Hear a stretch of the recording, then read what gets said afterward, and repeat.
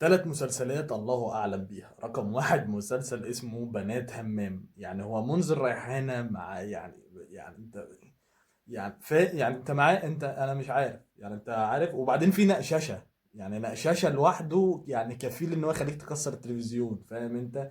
فده يعني مين ده؟ حد اتفرج على حاجة زي دي؟ حد عارف إن في مسلسل اسمه كده؟ الله أعلم بيه يعني. أما المسلسل رقم 2 اسمه جوما، اكتشفت إن في محمود عبد المغني، ميرفت أمين، و...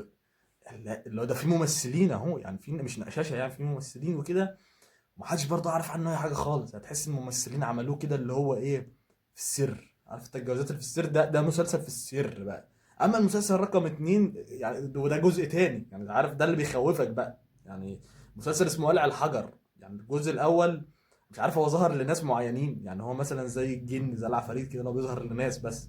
الناس العاديه التانيه ما تشوفهوش، فهم عملوا منه جزء تاني للناس اللي هم بيظهروا لهم لوحديهم دول.